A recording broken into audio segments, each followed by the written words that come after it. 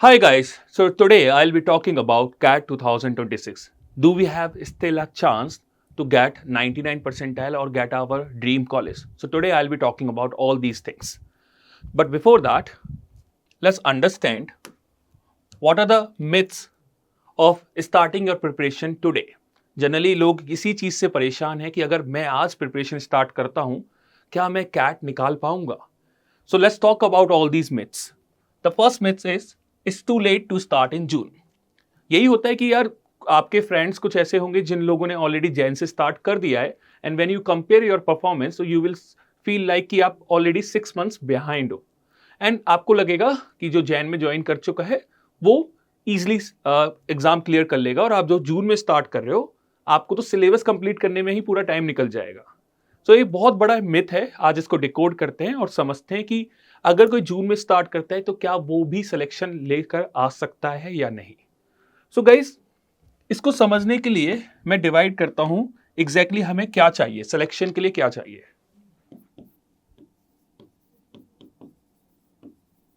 First, syllabus.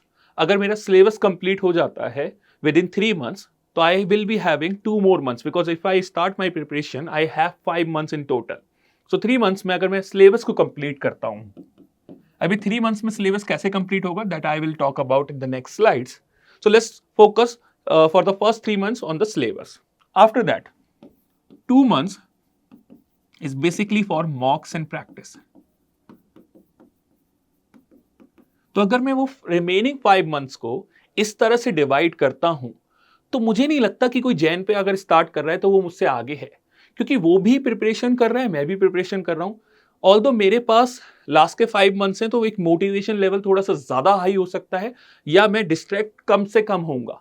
But if someone who has started from January it might be possible वो थोड़ा बहुत distract हो चुका हो, बिकॉज कैट की जो प्रिपरेशन है उसमें अपने आप को कॉन्टिन्यूसली मोटिवेट रखना सबसे बड़ा टास्क होता है. सो यहाँ पे एक एक्स्ट्रा एज है क्योंकि आपको लगेगा यार लास्ट के 5 मंथ्स हैं, अगर मैं इसको पुश कर देता हूं तो मेरा सिलेक्शन ईजिली हो जाएगा. सो 3 मंथ्स में सिलेबस कंप्लीशन कैसे करेंगे वो बाद में बात करते हैं. And 2 months for mocks and practice. That also I will talk about. Second method, I need to study 10 to 12 hours daily. Yeah, depends on the kind of concept clarity. Suppose if someone is very weak in maths, so he might take a lot of time to understand one concept. But if you are good with maths or even if you are average with maths, तो आप चीज़ों को बहुत जल्दी समझ सकते हो as compared to weak student. तो यहां पे आपको एक परफॉर्मेंस को अपने या अपने शेड्यूल को इस तरह से डिवाइड करना होगा और मैं उसका भी आपको आंसर दे देता हूं कि if you are giving 8 hours at max 6 to 8 hours, because here what is most important is quality not quantity. You are spending 10 hours but उसमें से आप सिर्फ और सिर्फ लेट्स से 20-30 क्वेश्चंस कर रहे हो, 10 आवर्स आप इन्वेस्ट कर रहे हो, तो वो कोई फायदा नहीं है. तो किस तरह से उसको टाइम को डिवाइड करना है उसको भी समझेंगे यार.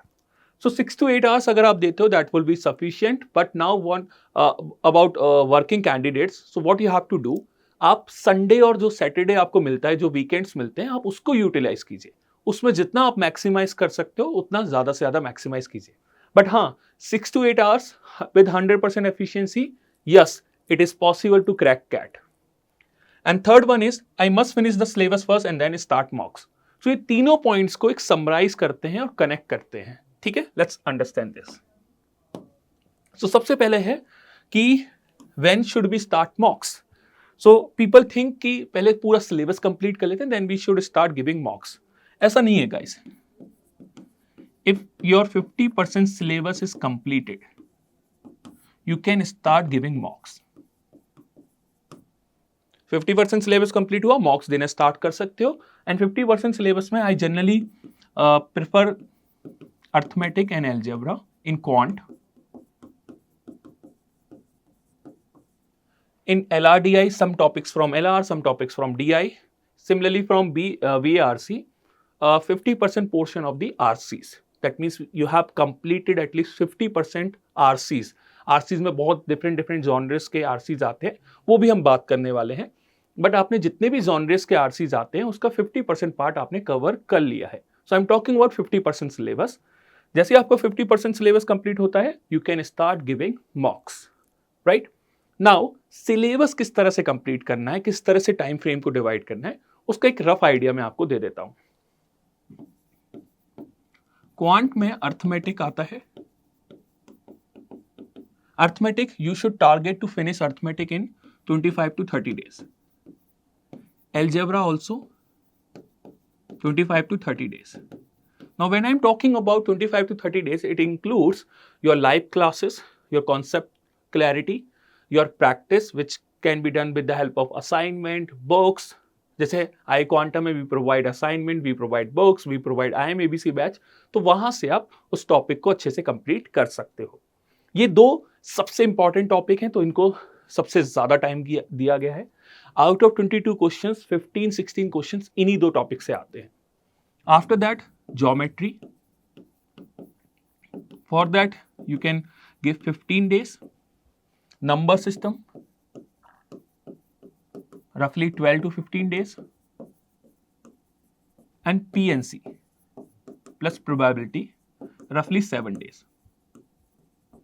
So if you add mathematically roughly 3 months में you can finish your quant syllabus.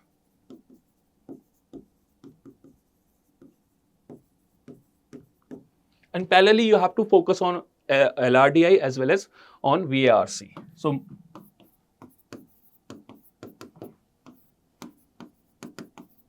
So similarly, you will be focusing on LRDI as well as VRC. LRDI और VRC का कोई ऐसा फिक्स सिलेबस नहीं होता है। LRDI includes a lot of topics, वो भी मैं आगे बताने वाला हूँ। Same goes for VRC. तो वहाँ पे भी आप एक रफली टाइम एलोकेट कर सकते हो to cover a certain topic. Okay, तो इस तरह से सिलेबस कंप्लीट हो जाएगा 3 months में।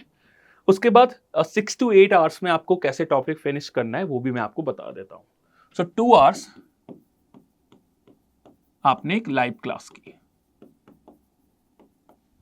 ठीक है। In iQuanta we have an application class, तो 2 hours एक एप्लीकेशन क्लास के लिए। उसके बाद आती है उसकी practice, so 2 to 3 hours for the practice, and that can be done from your assignment और योर फ्रॉम बुक्स, ठीक है। तो इस तरह से आप रफली 7 hours में एक टॉपिक को कंप्लीट कर पाओगे, ठीक है। तो ये वाला भी मिथ कंप्लीट हो जाता है, और ये मिथ तो मैंने अभी आंसर कर ही दिया कि आपका 50% सिलेबस कंप्लीट होता है, you can start giving mocks. Next, one more important announcement. So guys, our last batch enrollment has started, so if you want to join our batch you can join, and the classes will be starting soon. I think by the next week we will be starting our classes, so ज़्यादा delay मत कीजिए because course काफ़ी बड़ा है, काफ़ी सारी चीज़ें हैं जो आपको कवर करनी होगी। तो ऐसा होता है काफ़ी लोग हमारे पास आते हैं अगस्त में या जुलाई के एंड में, सर अभी हम प्रिपरेशन स्टार्ट करना चाहते हैं, तो इस बेटर कि अभी कोर्स में इनरोल कर लीजिए, अभी से प्रिपरेशन स्टार्ट कीजिए। जितना डिले करोगे उतना ही थोड़ा चांसेस ना कम हो जाते हैं। तो आई वुड रिकमेंड यू, अगर अभी से प्रिपरेशन स्टार्ट करते हो तो आप हमें ज़्यादा एक लिबर्टी दे रहे हो या लग्जरी दे रहे हो कि हम ज़्यादा से ज़्यादा चीज़ों की प्रैक्टिस आपको करा पाएँ। Okay, next talk about syllabus of quant. So in quantitative aptitude, so I have given some days जो मैंने अभी बात की थी। So on arithmetic I have allocated 30 days, in algebra 30 days, roughly 30 days, geometry 15, numbers 15, and modern maths which includes permutation and combination and probability roughly 7 days. So roughly 3 months में your quant syllabus can be completed. So in arithmetic these are the topics, same goes for algebra, geometry, numbers and modern maths. You can take the screenshot of this. It will definitely help you to identify the topics जो आपको cover करने हैं। But हमारे साथ enrol करते हो तो इन सब की ज़रूरत नहीं है बिकॉज ये सारे टॉपिक्स हम कवर करा ही देते हैं। Next, let's talk about the analysis of each and every topic कि किसका ज़्यादा वेटेज है। ऑब्वियसली अर्थमेटिक एंड एल्जेब्रा का ज़्यादा वेटेज है which you can see. You can check this is the analysis of last 80 years। Time, speed and distance के 49 questions आए थे। So out of 100% 8% weightage TSD को मिलता है। Next sequence and series which is algebra, arithmetic, algebra, arithmetic. You can check, you can take the screenshot, it will definitely help you. So you can check जो starting के जितने भी topics हैं वो mostly किसके हैं, यहाँ तक अर्थमेटिक या एल्जेब्रा के। तो अर्थमेटिक एंड एल्जेब्रा का वेटेज सबसे ज़्यादा रहा है, उसके बाद आता है ज्योमेट्री। तो इसलिए सबको सजेस्ट करूंगा कि अर्थमेटिक और एल्जेब्रा पे ज़्यादा काम करना है। Next, this is the syllabus about LRDI. So in logical reasoning you can find all these topics. In data interpretation you can find all these topics. Now I have specifically ignored one topic to ask कि कितने लोग उसको खुद से decode कर पाते हैं। क्या आपको ऐसा लग रहा है कि मैंने यहाँ पे कोई टॉपिक मिस किया है? अगर मिस किया है तो कमेंट में जरूर लिखना। I will be giving you 5 seconds to think about it. So 5, 4, 3, 2, 1. सो जो टॉपिक नेम है जो मेंशन नहीं किया था मैंने वो है caselet. And you will not believe this is the most important topic in CAT. CAT ने हर साल एक सेट केसलेट पे पूछा ही पूछा है। अब इसका प्रूफ भी मैं आपको दे देता हूं। This is the last 8 year analysis. You can see there were roughly 21 questions which was asked on, sorry, not 21 questions, these are sets, 21 sets which was on caselets, followed by reasoning based DI, quant based reasoning, spatial charts, Venn diagrams, scheduling based puzzles and so on so forth. So caselet is one of the hot topic जो LRDI में आता ही आता है और उसका weightage भी सबसे ज़्यादा है। Apart from that, let's talk about VRC. So VRC में you know verbal ability में you have these 4 topics, but when we talk about RC, so RC में simple RCs नहीं आते हैं, आपको different genres के RCs cover करने होते हैं। जैसे philosophy based RCs कैट के काफ़ी favorite रहे हैं, science and environment के हैं, business and economics and so on so forth.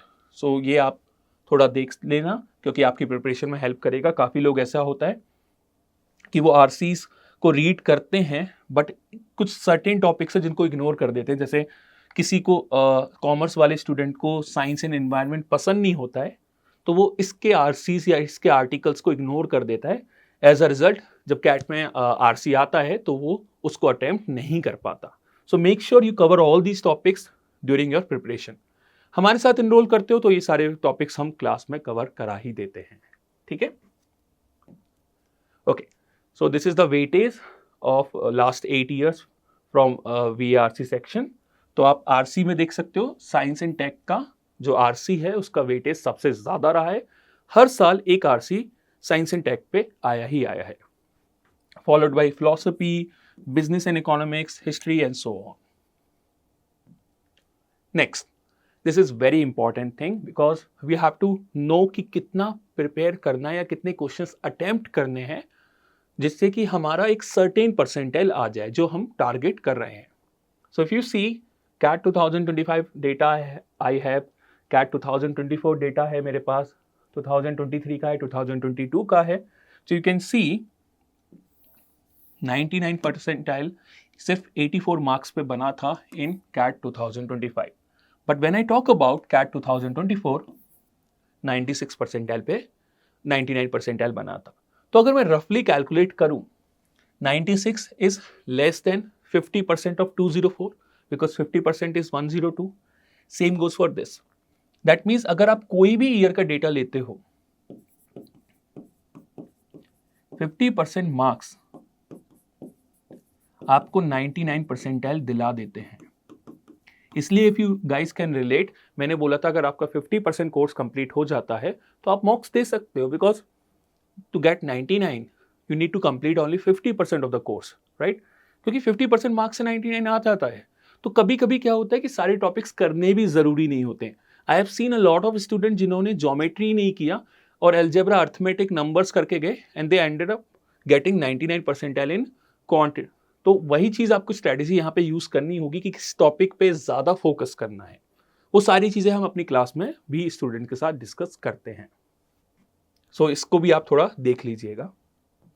Okay, and in the last I want to tell you about our batch. ये मैंने स्टार्टिंग में भी बताया था कि हमारे बैच की इनरोलमेंट स्टार्ट हो चुकी है। So guys if you are looking for a batch जो मेंटरशिप प्रोवाइड करे, लाइव क्लासेस प्रोवाइड करे, एप्लीकेशन प्रोवाइड करे, हैंड होल्डिंग सपोर्ट प्रोवाइड करे। तो this is the best batch जहाँ पे क्लासेस तो हो ही रही हैं, साथ में एक मेंटरशिप मिल रही है जो सबसे ज़्यादा ज़रूरी होती है। बिकॉज हमें लाइव क्लासेस अगर कॉन्सेप्ट सीखना होता तो शायद वो यूट्यूब पे भी मिल जाता। प्रॉब्लम क्या होती है कि टाइम टू टाइम हमें कोई गाइड करने वाला होना चाहिए। जैसे स्कूल लेवल पे अगर आपको याद हो कि पेरेंट्स होते थे या टीचर्स होते थे, वो कॉन्टिन्यूसली हमें गाइड कर रहे होते थे हर एक स्टेज पे। वही सपोर्ट यहाँ पे मिलता है। आप एक मेंटरशिप कॉल अरेंज कर सकते हो with faculty, with our IMS mentors, जो आपको टाइम टू टाइम गाइड करेंगे। तो यहाँ पे सबसे बेस्ट पार्ट जो मुझे लगता है एक मेंटरशिप फीचर है। Second is doubt solving. You just post your doubt in the app and you will get the answer within maximum 15 minutes. तो apart from classes we have many other things जो आपको eventually help करेगी। So definitely think about this batch and let's hope कि आप में से जितने भी बच्चे इस वीडियो को देख रहे हैं, मैं सभी से बैच थर्ड में मिलूं और साथ में फिर काफ़ी सारी चीज़ें सीखेंगे and we will crack this cat together.